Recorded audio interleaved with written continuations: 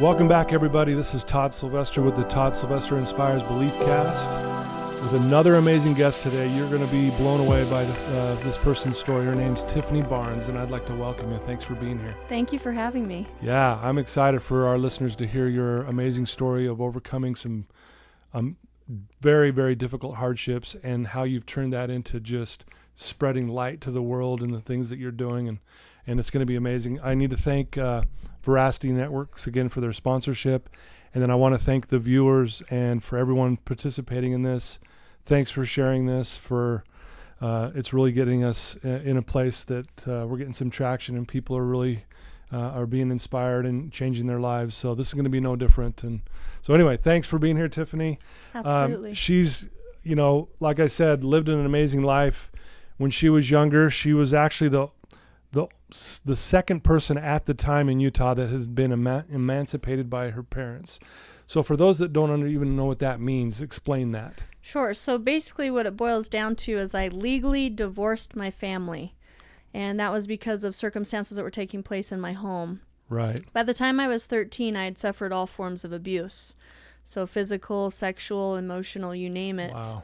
And my stepfather was sexually abusing me and basically gave my mother an ultimatum. When I finally came forth and said something, he had for a long time threatened me. He was a military police officer, a very intimidating man, right, and very violent with my mom. And he would say, if you say anything about this, I'll kill you. Wow. And, when you're 13 years old, you believe a grown adult when he has that violent behavior as well. Oh, for sure. And so I thought, if I say something, he's literally going to kill me.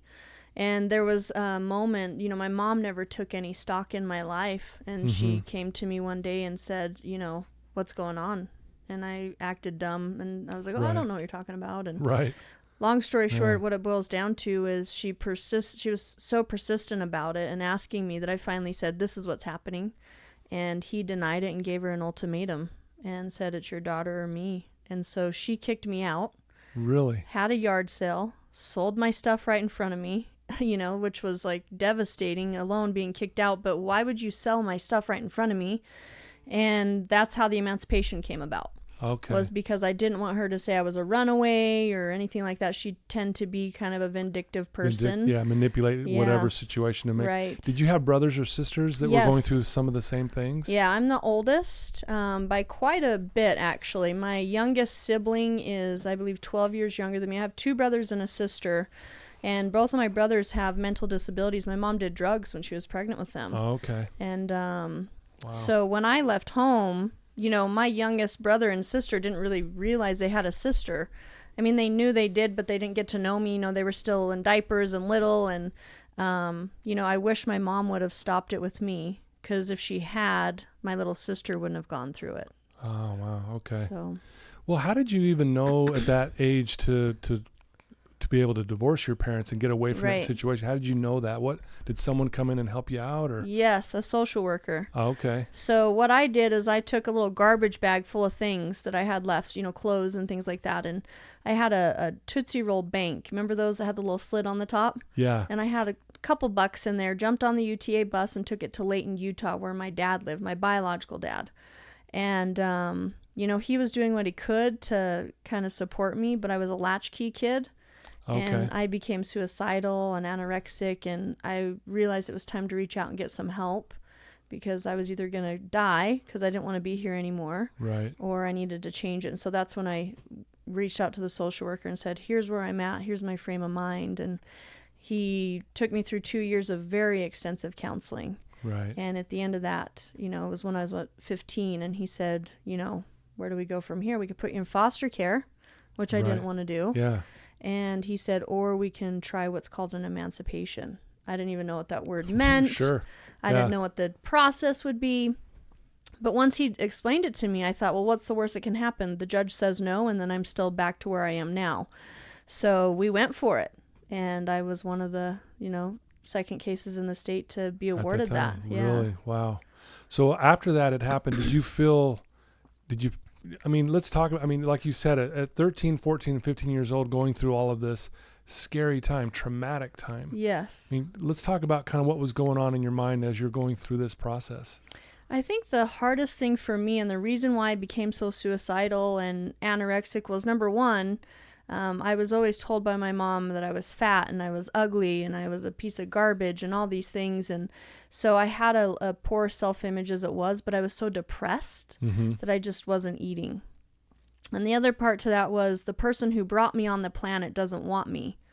So I figured, what's the point of even being here anymore? Sure, yeah. And so I just fell into a really dark hole. I listened to a lot of screamo, dark music. You know, I just was in a really dark place. And I think the hardest thing for me was just, the bond between a mother and a daughter was never there. But it just was, it was just the hardest and lowest blow I've ever had in my entire life. Right. And so I was very confused. Plus, you're growing into your body. You're a teenager, going to a new school. And spending all that time alone was probably the biggest part, too, because my dad would leave at 6 a.m. and not come home till 8 p.m. So it wasn't like I had somebody to come home and confide in or talk to. And so I'd go to school, and I had a lot of issues at school, being made fun of, you're the new kid, bullying, things like that. And then I'd come home and just be by myself and cry and just felt so worthless. Wow. So difficult time for any kid to go through something like that. So you started seeing a social worker, this guy that was really helping you for 2 years. It sounded like it was extensive therapy. And yes. How were you feeling hope at that time as you were meeting with this guy? Did it feel like, hey, I can probably get past this? Or yeah, I think the biggest thing for me was the counselors that I saw. They just, prior to this happening and me getting kicked out of the house, I was in the youth symphony here in Utah, straight A student, and really excelled in school and had all these accolades. And then I dropped off. And so a lot of these counselors were like, oh my gosh, I'd give anything to have a kid like you. Like, you're amazing. And they really kind of lifted me up. Really? There were some dark points too. And journaling was something they had me do. Okay. And that got me through big time. I named my journal. Her name was Aubrey. Really? And it was like talking to somebody that was never judgmental to me. And I actually have a book coming out called The Throwaway Girl. Yeah. And I chose that title because that's what foster kids are called, or, people of that circumstance are called throwaway kids. I don't know if you've ever heard that term. I have not, and I can't believe they will call them that. Throwaway kids. It's kind of an older term. Okay. But I chose Throwaway Girl because I felt disposable to my parents. And that stemmed from the journaling, that kind of wrapping that all together. And so I've gone back, and I had 20 plus journals by the time I was 13 years old. Really? And just went back and looked at where was my head at? Right. What were my feelings, and where did I have the turnaround? And I will tell you this. When I was emancipated at 15, I made myself a promise that I've never broken to this day. Really? And it was that I was never going to be anything like my parents. Right. So I wasn't going to be a high school dropout like them. Mm-hmm. I wasn't going to be a teenager pregnant like them. I wasn't going to get hooked on drugs like my mom. I was taught you don't have to pay bills. You don't have to, if you owe somebody something, you're not obligated to follow up on that, or it's okay to have sex at a young age. So I was taught all these negative things as a kid, and I said, no, I'm going to be the opposite of that. So it kind of made it pretty cut and dry for you, because that made it easy. I'm not going to do what they did. Yep. So it made it easy for you to go, okay, that's what they would have done. I'm doing the opposite. Exactly. Yeah. That's amazing. Yeah. And to be able to make that decision at such a young age too, to say, this is what I'm going to do. Right. Well, and that's what's amazing about your story too, because you went on into high school and you did some amazing things and you accomplished some things. Let's talk about that. Sure. I think for high school, what really helped me to excel was I had an adult, whether it's a teacher or a guidance counselor, giving me positive affirmation. Okay. To get that award of some kind, or to get that straight A and have that student say, oh my gosh, you're like my prize student. I didn't get that growing up. I didn't have adults telling me I was a great person, or I was beautiful, or any of those things. And to get that positive affirmation or reinforcement, I guess you could say, from my teachers and my coaches and things like that in sports, where I just thrived on it. And so it kind of became an addiction, if you will, a positive addiction of I wanted to be that straight A student. I was on National Honor Society. I graduated top of my class. I ended up getting 23 different scholarship offers, Really? One of which, the one I took, was a leadership scholarship to the University of Utah. And, I got an award for getting the most scholarships in my graduating class and That's a amazing. Sterling Scholar. So I was like, okay, what award can I get next? Yeah. Was kind of my mentality. Yeah. And Kinda like there's worse things, success, right? Yeah. There's worse things Yeah, you could right. be addicted to. But I was like, I want more awards. And Yeah. and then I've been playing the viola since second grade. And I was like, I want to be first chair viola. So I practiced and practiced and practiced till I was first chair viola and made it to the University of Utah Orchestra. And the Philharmonic is what they call it. And so, again, it was just a competitive thing for me. But, I lived on my own. I paid rent in high school. I paid $500 a month rent in high school, and I worked 3 part-time jobs my senior year. So I would get a work release where they'd let me leave at noon, and I'd get school credit for that, for going to work. Okay. And, like I said, I worked those 3 jobs and I made ends meet, and kids would come up to me because this is kind of a funny story. I remember specifically one day, I walked into my Spanish class, Miss Linares, and I was writing myself a note. Please excuse Tiffany Barnes for being late. Thank you, Tiffany Barnes. I literally could check myself in and out of school, write my own tardy notes. Right. There was an article in the Deseret News. I went to my own parent-teacher conferences where kids would tell their parents, don't go, or hide it. I was going, asking my teachers, what can I do better? How am I doing? Wow. And so what I'm getting at is, so I turned this note in to my teacher, and there's this kid on the front row, and he's like, well, that's not fair. I don't write my own tardy notes. And I would get bullied about it, and some kids would just be inquisitive. Yeah, like what's going on? Yeah, why are you writing your own notes? And I had somebody ask me, did your parents die of cancer? Why don't you live with a grandparent? Just so many different questions. And I would say, no, I'm emancipated. And a lot of kids didn't know what that meant. What's that word mean? Yeah. Yeah. And I would tell them, and, some kids would say, oh my gosh, let's go have a party at your house. No parents. Or, some kids would just say, they'd come out of the woodwork and say, I'm being abused. And I've never said anything to anybody. And so there was Really? this light bulb that went off. And, I told them why I was emancipated, obviously, which was the abuse. And this light bulb goes off and says, this is the reason you didn't take your life. You are meant to be a catalyst for others to realize this isn't going to define you, and it's okay to say something, and we need to say something. It's an epidemic. Right. And so I started a support group for a group of 10 kids. And all we did is if we had classes together, we did our homework together. If we had projects, we do our projects together. Right. Maybe it was a day you needed a shoulder to cry on. And we just supported each other. Wow. I went to Kearns High, and there was a lot of drug influence and gang influence out there. And we wanted to stay on that straight and narrow path. Sure. And there was a kid in that group, and he told somebody at Granger High what we were doing. And they said, I want to start that support group in my high school. Really? And then another high school. And it started to gain so much momentum. Little did I know it was going to turn into a national 501c3 nonprofit. But it has. And it's called S.H.A.R.E. So at the time when I started it, S.H.A.R.E stood for Students Helping the Abused React and Empower. Okay. So we would just help those who have been abused learn to react in a positive way rather than a negative way, and be empowered, and in turn empower others. So we're little by little reversing that cycle of abuse. Right. Gotcha. Now we've changed that terminology to sharing hope for the abused through resilience and empowerment. Okay. Beautiful. So still going strong. It's amazing. That is so amazing. And I love what you just said a minute ago, and it's actually teared me up, is when you said, this is why you didn't take your life. Exactly. And I think there's a quote, and I'll be close, but Mark Twain says, the 2 most important days of a person's life were the day you were born and the day you found out why. Yes. And you found out in that moment, this is why I'm still here. Yes. And what's so amazing to me, and I'm blown away, listeners, and you probably are too as you're hearing this, is at such a young age that you were so determined to do the right thing and rise above this. You easily could have played victim. You could have gone out and done drugs and drank, and we all would have understood. We would have went, yeah, I get why she's doing that stuff. But no, you did the exact opposite, and that is amazing. I think that's pretty rare. Don't you think? It is very rare. A lot of people say that. Honestly, people probably thought I was either going to end up dead, in prison, or pregnant. Well, yeah.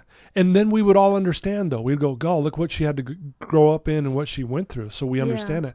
But yet, see, I mean, I had to just give a little plug. JC Dugard, who was kidnapped at 11, raped for 18 years in a shed. Oh my gosh. She did the exact same thing you did. She rose above the situation. She doesn't do drugs. She doesn't drink. She doesn't blow up her life. She's actually helping millions of people all over the world. That's you. Right. Right? I mean, that's really what you're doing. And so you went on and do the S.H.A.R.E thing. I'm just blown away. Thank you. I'm serious. Like, this is amazing. And I feel your energy and I feel your passion around that. So as this starts to grow, I mean, are you thinking in your mind, like, what is going on here? I am, but I'm also, so I call myself a light worker. And part of that is I ran the torch in the Olympics here in Salt Lake. Yes. Shortly after I graduated. And that was also a result of starting S.H.A.R.E. But I call myself a light worker because I thrive on finding light in darkness. And I thrive on helping others find their light in darkness. Too many people get in that darkness and they hunker down and they stay there. Yeah. And they don't find the light in the situation. Granted, I'm human. I have days. Yeah, I'm sure. But I also remember, you know, that I'm seeing your quote behind you, and it reminds me of a quote that I love. I believe that friends are quiet angels who lift us to our feet when our wings have trouble remembering how to fly. Ooh, that's beautiful. So sometimes we forget how to fly. Yeah. And it's people in your life that pick you up and dust you off and say, get back out there. You can do this. And I've had people that have done that for me, and I try to be that person for others. I'm just blown away, Tiffany. Seriously, this is amazing. You know, you mentioned to me before we got on that how you don't use any of this as a crutch, is again to share light to people who are in that dark area. Right. Talk a little bit more about that and how that came about.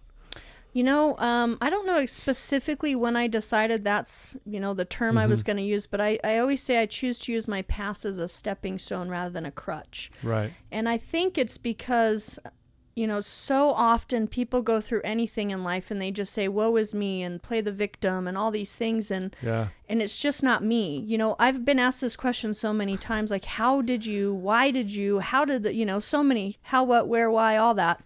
And I say, honestly, and I'm a God-fearing person, I feel that there's a chip inside of me, that, so to speak, that God said, you're going to go through this when you go down to earth, and this is your purpose, and you're going to be a light worker and help others to get through their trials and tribulations. And I feel I made that soul contract before I ever came here. And it took me until about 8 years ago to really realize that. Yeah.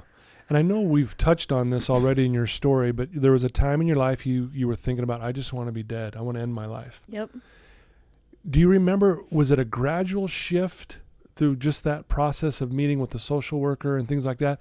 Or do you remember a day where it just clicked, like, okay, kind of like when you said, I'm going to do the exact opposite of what my parents did? It was one specific morning, as a matter of fact. Okay. So the house that I lived in with my dad, he still lives there today. It's a 1-bedroom house. It's 700 square feet. So he gave me the bedroom. He was sleeping on the couch, and I was laying in his bed, and it was a morning before school, and it was a morning where I thought, I'm bound and determined. I'm done today. I am going to kill myself today. I'm done. And then there was this other voice in my head. It's almost like the devil and the angel. Sure. And it was like the angel said, but if you do that, who really wins? You're letting this defeat you. Wow. And it was almost like, this is how I equate it. Every single one of us has some sort of a flame inside. At that point in time, I had a little itty bitty spark. I wanted to give up. And sometimes you're so passionate, it's a roaring, raging fire. And whatever that voice in my head said to me ignited that flame. Right. It was like you put a match on that flame, and I was like, you know what? Yeah, I'm letting my mom win. I'm letting my stepfather win. I'm letting the bad guys win, so to speak. Yeah. And so that angel, so to speak, again on my shoulder said, you know, get up. You're letting this defeat you. And that's when I picked up the phone and said, I need help. Here's what's going on. Really? So it was literally one morning that changed my entire life. Changed everything. Changed my entire life. I mean, think about that, because you easily could have listened to that other voice and went that other direction easily. Correct. Yeah. I mean, talk about what a defining moment, you know, like a transformational moment in time for you. Right. And man, and thank goodness you chose what you did, because look what you're doing now, right? I know. I think that so many times. I bet you do. I do. That's so amazing. So you're doing other things as well. It's not, so you talk a little bit more about the S.H.A.R.E and where that's at right now. Okay. So as I mentioned, S.H.A.R.E I started 1998. So what is that? 21 years ago? Is my math right? Yeah. 21 years ago? Yeah. So I became a 501c3 about 10 years ago. And I've been hosting what's called a Youth Empowerment Day.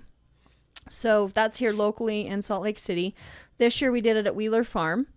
And what it is it's about empowering our youth. What I've really found through my experience in doing a lot of public speaking and talking to a lot of people who've been through similar abuse or worse, right, that they feel they're alone in a lot of cases, which is kind of crazy because it's 1 in 4 women, 1 in 6 men before the age of 18 really, that suffer some form of abuse. So you walk into a room with 10 people, just based on statistics, there's probably going to be 2 or 3 of them in there that have gone through it. Yeah. But it's a thing that people suffer a lot silently. I've had 60, 70-year-old men come up to me and say, my spouse doesn't even know this, but I was abused as a young man or a young woman.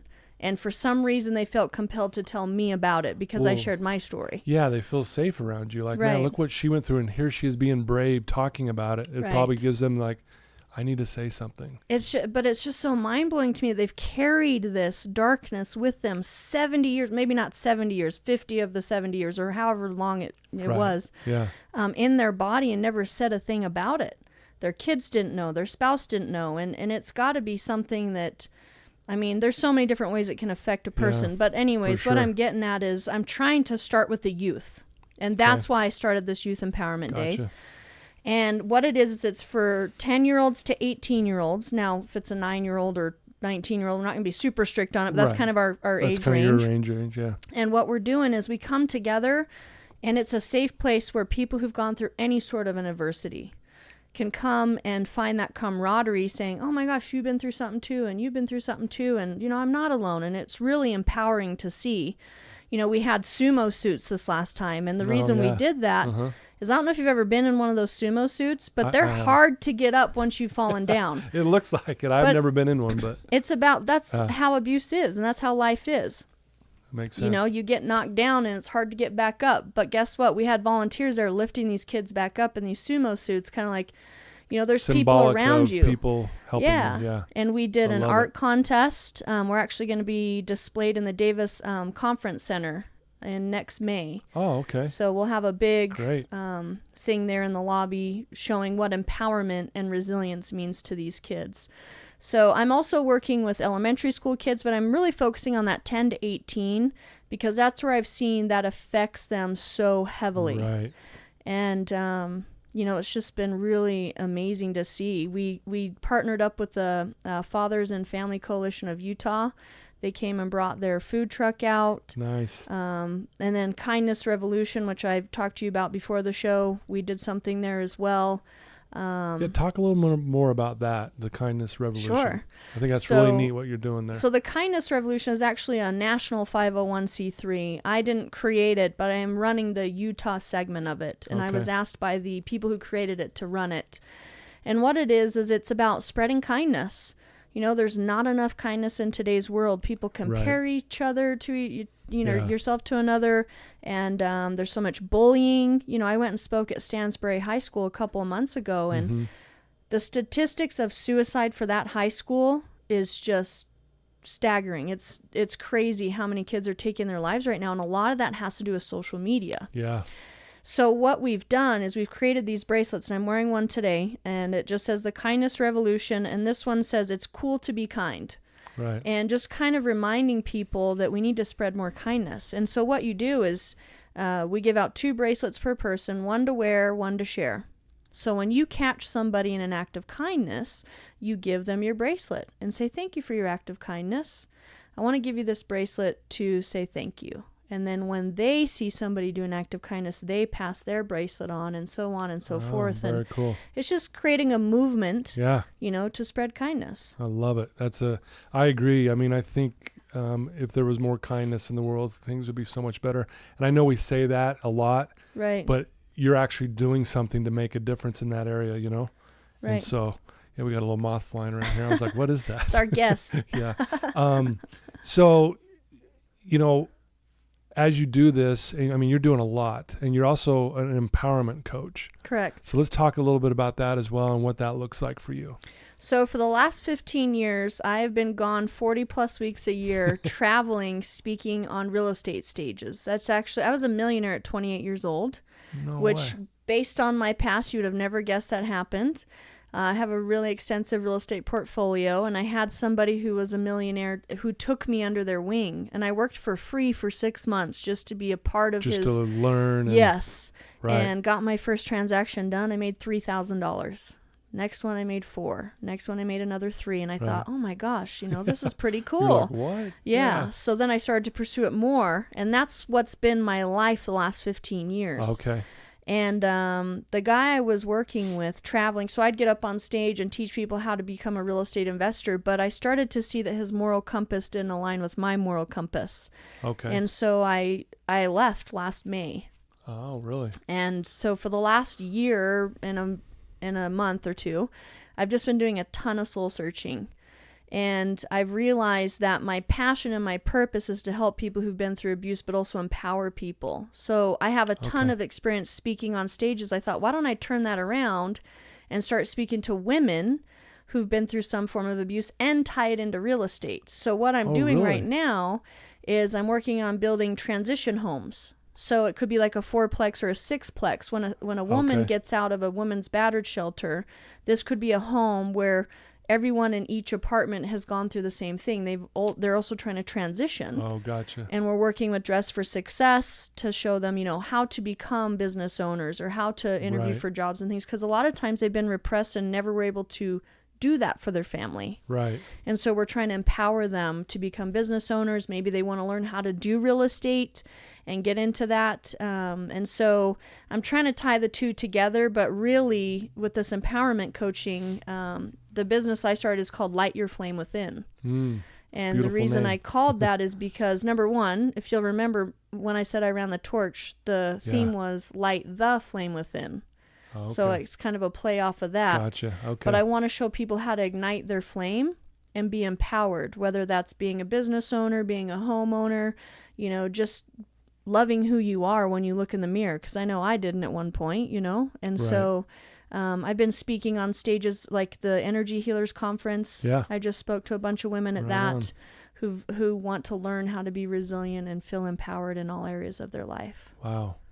Impressive. You're impressive. Seriously. Like all these amazing things you're doing. It's like, as I'm sitting here talking to you, it makes me want to be a better person, honestly. Wow. And I hope my listeners are probably feeling the exact same thing because, you hear of people going through such difficult times and how they kind of rise above. And that's kind of been the theme of my Belief Cast over the last 81 episodes. And to hear that you've done this really gives a lot of hope for someone who may still be in that dark place. Right. And hopefully this story, even today, will shed some light and help them get out of that. With that said, what advice would you give someone who may be hearing this right now and they are kind of never shared the abuse they've gone through or they're going through it currently? What advice could you give them to kind of hopefully get them out of that? So there's a saying I teach all of my clients, and it's the start that stops you. Explain that. It's the start in anything that stops you from being the successful person you want to be or changing your circumstance. So the biggest thing you can do is start. Start by telling someone about what you're going through, whether it's a journal, whether it's a person, but you've got to get it out of your body because it's going to be a cancer in your body. Right. Almost literally. Right. And a lot of people just, because I know I was like a trash compactor, right? Something would happen to me and I would just compact it down, and I just keep doing that until finally I got to like up to my head. Right. And then I would just explode because there was so much I compacted over the years. Yeah. You've got to get it out. And people, if they're going through something, I don't know how you feel about this, but I'd be willing to give them some of my information for my website and reach out to me because I do coaching for stuff like that, or I can get them into some of the right resources. Absolutely. When we get closer to the end of this, I want you to share all of your contact information for sure. Absolutely. But yeah, so the biggest thing is just get it out of your body. Yeah. Say something. Well, that's why you even said when you were going through this, when you were younger, writing in that journal became like your best friend. Yep. Someone that didn't judge you. I could say exactly what I was feeling without any worry of anything. Exactly. And how therapeutic that was for you. Yeah. Yeah. Very So, much so. I like that. Even if it's as simple as write it down, get it out, right? Kind of thing. Yeah. Get it out of your head and out of your heart. Yeah. What are the statistics? I mean, you mentioned go over that again. 1 in 4 women before the age of 18 and 1 in 6 men. Is that a national statistic? Okay. And the statistics are getting worse. So they weren't Is Utah about equal to that statistic-wise? Utah's one of the top 3 states in the nation, especially for sexual abuse. Wow. Which the number one form of abuse is sexual abuse. Right. And 90% of all sexual abuse takes place with somebody that the person knows or a relative. Okay. It's not usually a stranger or anything like that. Yeah. That's the other 10%. And we have a ton of sexual abuse here in Utah. Yeah. Well, one thing I want to point out that was really powerful when you said it to me is, when you were told, if you say any of this, I will kill you. Yes. I mean, and as a kid, you believe it. Right. I mean, and it's so scary. You're like, okay. But you got to that point where you reached out and you called someone. Right. Is there something like that now for kids who might be going through this, that they might be in the same situation where if they feel like they share, this person is going to kill or harm them in some way? Right. Is there a number out there that people can call who might be going through this, that it's a safe kind of a way to get out of it? Yes, you can actually call and it can be anonymous, even if you want to report it. Because here's the thing. Okay. If you see something, say something. We've heard that before. Sure. And what I tell people is if you see abuse taking place and you say nothing and you say, oh, that's not my problem, I don't want to break up the family, let's sweep it under the rug, whatever, then you're just as bad as the abuser themselves, in my opinion. Wow, and that's heavy, I know to say, but that's how it is. Well, you're allowing it to continue if Yes. you don't, correct? Right. Yeah. But to answer your question, there is a hotline, a national hotline. I don't know the number off the top of my head. I'm sure we could maybe put it on your page or something. I'll post it up when we post this. I'll add it to your bio on there. And it's on my website. So when you go to the website, you can see. I have all kinds of resources for domestic violence, shaken baby syndrome, all of that stuff. Great. So. Wow. So, as you've gone through this, what do you think is the biggest thing you've learned? I know that's a big question I'm asking you because there's a lot. But is there something that stands out, or are there a few things that you look back and go, man, this is these key things that I've learned through this whole process? Man, I would say, geez, that's a tough question. I'd say the biggest thing I've learned is, number one, don't give up. Resilience is my favorite word in the entire world. Mm-hmm. And that can apply to anything. Yeah. That we all have it within us to conquer and to survive. Right. But it really just boils down to how you think about it. It's a mindset. Right. And if you can get around the right people, they say birds of a feather flock together. Mm-hmm. You hang out with drug addicts, you're going to end up becoming a drug addict. Yeah. You hang around people who are there to lift you up, you're eventually going to lift yourself up, Yeah. And so Love that. it's really important to be careful who you're letting in your life and your circle. Because I'll tell you one thing I truly struggle with now. So I'm single, ready to mingle for all those listeners out there. Okay, there you go. I'll be 37 on Sunday. There's your invitation. No. But, a lot of people are like, how are you not married? How do you not have kids? And I think it's because I'm so particular, and through what I've been through, something I deal with is I somehow attract men that they're good in the beginning and they start to become controlling or emotionally or mentally abusive. And there's something still inside of me that's attracting that. Right. So I'm going through counseling just for that right now, to figure out what am I putting out there to attract these men. Like I say, first 6 months, totally great.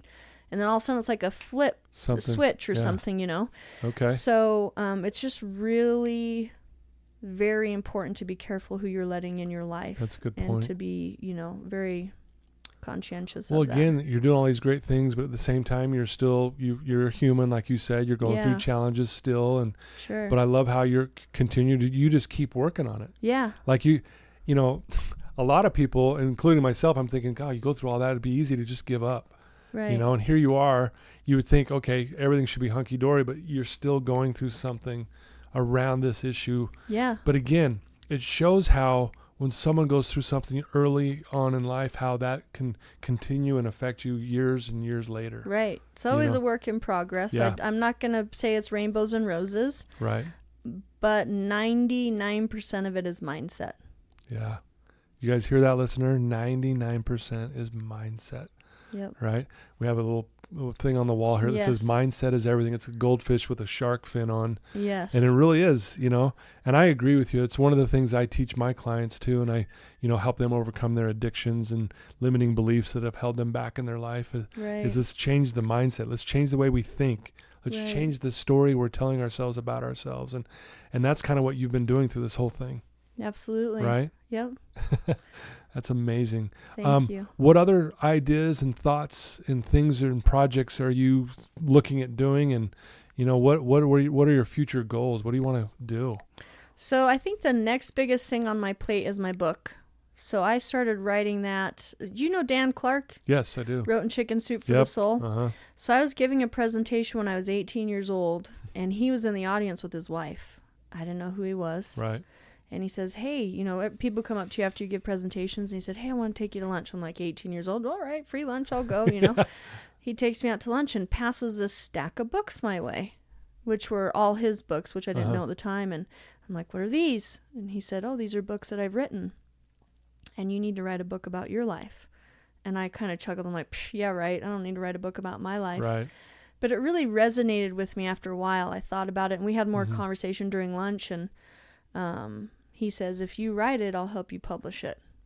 Wow. So I recently, last year, joined the National Speakers Association, which he's been a part of for years. He's been there forever. I had no clue. Yeah, he's a big player in that arena.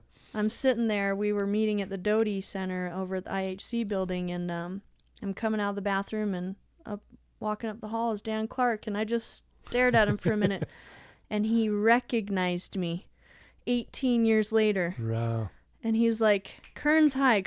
And I'm like, yeah. And he's like, remind me of your name. So he knew who I was, Right, sure, and I'm like, Tiffany Barnes. And I said, do you remember when you told me, you took me out to lunch and said you were going to help me publish my book? And he goes, yeah, I remember something about that. I said, I've been writing it for 18 years and it's finally done.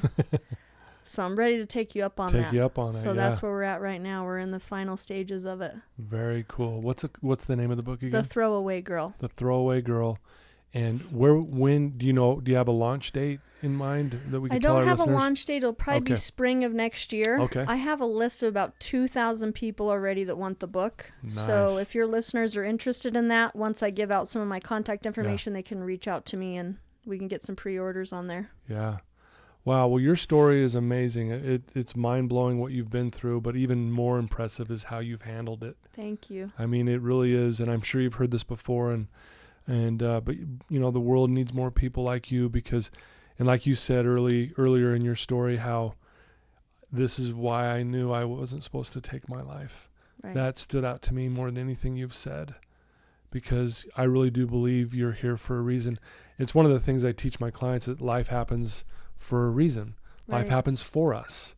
Even the dark times and the hard times, it's there to build us and make us stronger. And you're doing what you're doing now. Had you not gone through that, we probably wouldn't be talking today. Right. Right? Exactly. Yeah.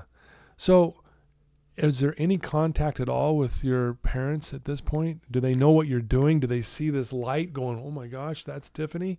Sure. So my mom's still a drug addict. She lives in Florida somewhere. And unfortunately, I'm honestly surprised she's alive. Right. Because of how heavy she is into drugs. My biological father still lives in that house up in Layton, Utah, where I grew up. And the best way I can describe my relationship with my father is, so I've actually spoken about this on stage, is I've forgiven my parents. And people, even my sister and my brother will say, how can you forgive? How'd you do that? Yeah. And it's a lot along the lines of what we've already talked about, is if I don't forgive, then I feel it's a cancer in my body, because there was a lot of hatred and anger and animosity and all of those negative emotions that I carried.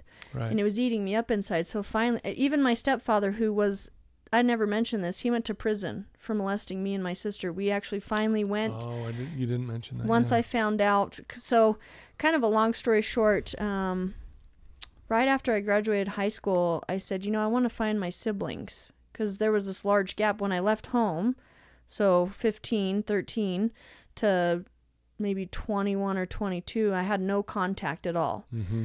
And so it was just kind of happenstance that I found my sister. She was with a foster family up in Heber, and my brother was with her, and my other brother was in Florida with my mom. And I said, I want to build a relationship. And so my sister wasn't in the best of places, and I took custody of them. I took my siblings out of foster care and raised them. And so now my sister's married. Well, she's engaged, and she's got a baby. She named her daughter Tiffany. Oh, really? After me. Wow. And so, awesome. I was 20-something years old, took on this family of my own, and the reason I did that is because I wanted them to not go through the pain and the suicide and all those things that I did. Sure. And so once I took custody of my sister, I found out that she was molested. It was her biological father, my stepfather. Okay. And so we opened up a case, and the statute of limitations should say that he couldn't be prosecuted for me. But because they were so similar in circumstances and the way he started it and did it and all these things, they reopened my case. Oh, okay. And so I testified against him. My sister testified against him, and he's serving a 15-year sentence in the Utah State Penitentiary. Wow. So he tried to appeal it, and we had to do victim's advocate. We had a victim's advocate, and we had to do these statements of how it's affected our life and will forever affect our life. Right. And he did not get his appeal. Wow. So, anyways, with my biological father, so I've been really successful financially. And I remember I opened up a cell phone store downtown. And you'd think your parents would say, "Oh man, that's so cool. I'm so proud of you." My dad's never said he's proud of me. But what his response was whose blankety blank did you have to suck to get this? That's how my father talks to me. Wow. Because my mom cheated on him, and he thinks all women are just promiscuous. Cheat. Yeah, they cheat. Wow. And he's never dated since. My parents divorced when I was 7. So 30 years my dad's been single. My dad has no clue I have a nonprofit. He has no clue I have a book coming out because it's a relationship where I have to make it happen. Right. And he's a different man now. He's very introverted. He was physically abusive to me when I was a kid. He's not that way anymore. Right. But I also feel like maybe he carries some guilt. I know that he was abused when he was a kid. So like I say, it's a cycle. Yeah. Not to excuse what he did.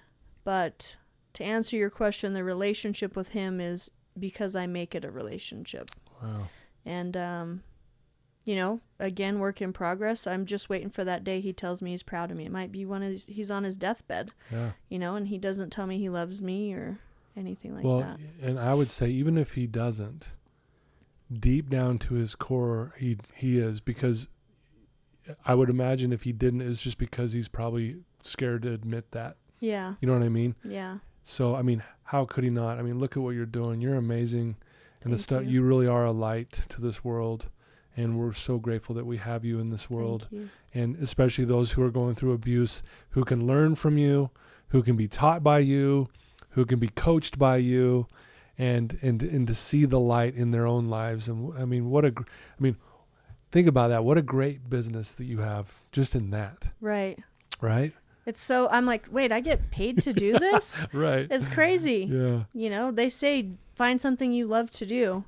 And, I'm living my dream right now. So. Wow. That's amazing.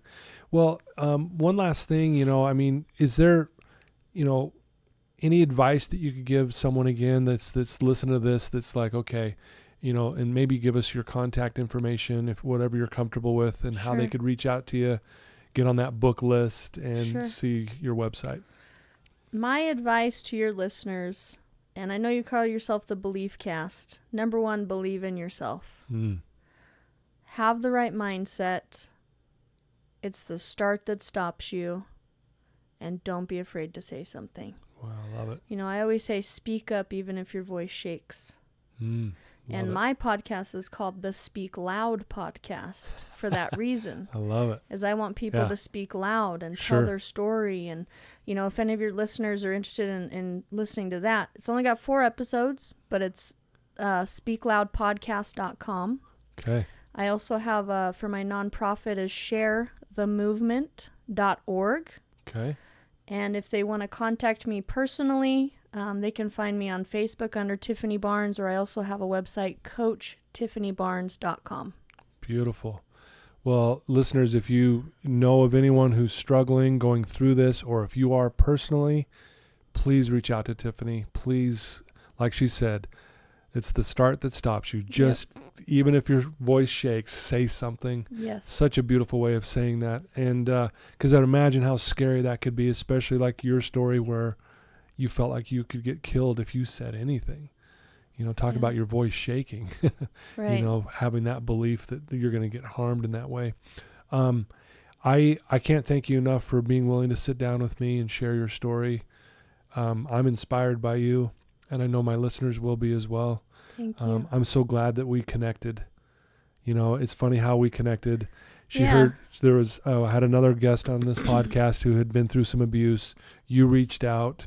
We connected. I heard a little bit of your story. I've done some research on you. I'm like, man, I got to get Tiffany on this podcast here to share this amazing story. So thank you for taking the time. Thank you for having me. Yeah, thank you.